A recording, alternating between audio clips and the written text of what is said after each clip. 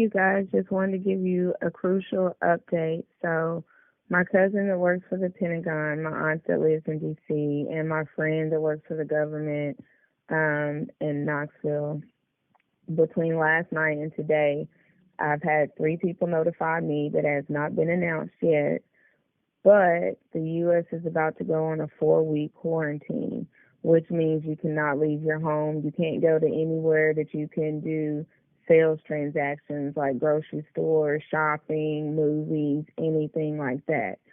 So in about 2 weeks, 1 to 2 weeks, they're going to announce this shutdown.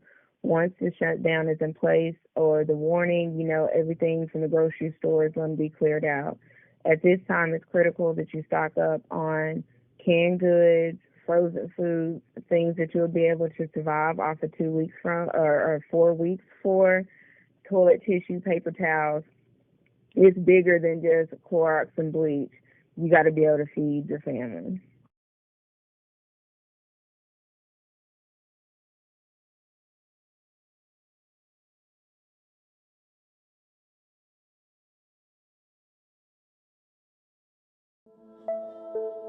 So we need to get the facts straight. How does this virus work? How does it transmit? Where does it want to go? And let's protect ourselves. I'm Dr. Peter Lynn. I'm a family physician in Toronto, Canada. The coronavirus is a family of viruses that can cause as mild things as just a common cold, all the way up to SARS or MERS. These are these bad pneumonias that we're talking about. And basically what these viruses are, they look like a tennis ball with all these spikes sticking out of it. And depending on the type of spike, it allows that virus to attach to certain places. So some viruses, they have the spike that attaches to your nose. So basically you just get a common cold.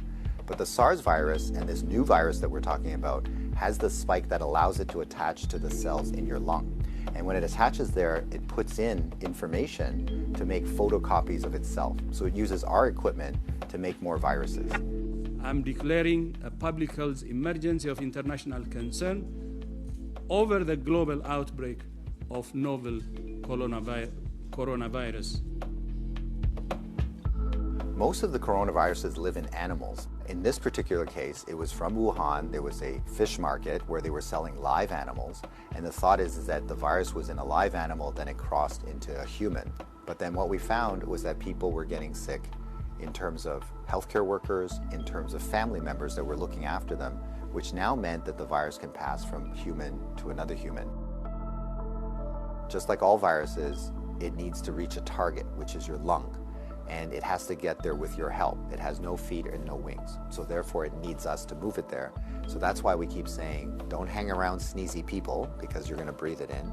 And don't touch your face because that's how the virus is gonna get in. The masks are helpful, but they're not necessary because they're leaky. The ones that you and I buy basically have pockets here, so therefore the virus can get in.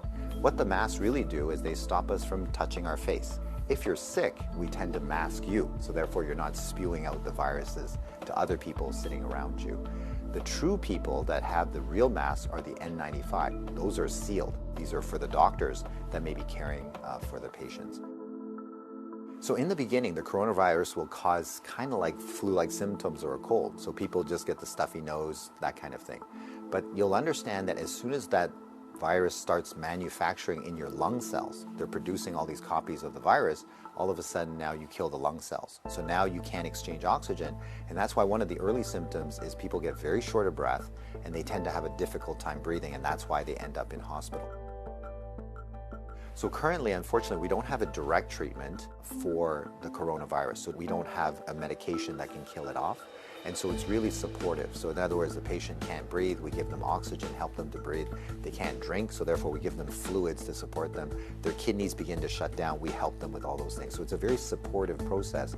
This is a new virus that we've never seen before. So our immune system, our army, are having a hard time figuring out what to do. So usually what we have to do is we make something called antibodies. So these are things that can grab onto the spikes that we see on the virus, and it will get rid of the virus for you, and that will actually bring you back to good health. So therefore the elderly may have a worse outcome, and of course the young children.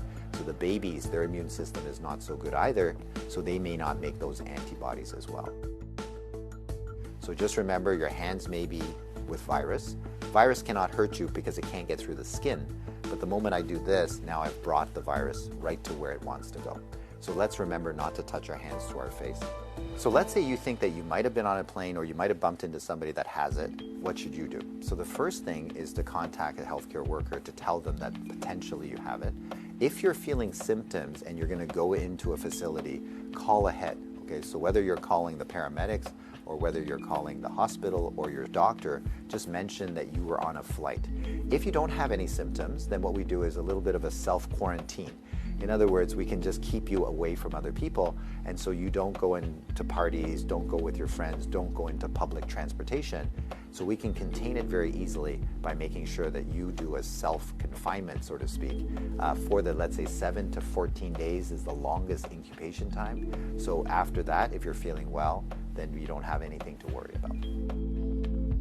So if we get the facts right, then we don't have to be overly worried, but we do the right things so that we don't get the virus ourselves and that we don't pass it on to others. And if we look after each other in this way, this virus will have nowhere to go. It needs us to move it, it needs us to make copies for it, and if we don't help it, then the virus will stop. So we have the power to do that right now.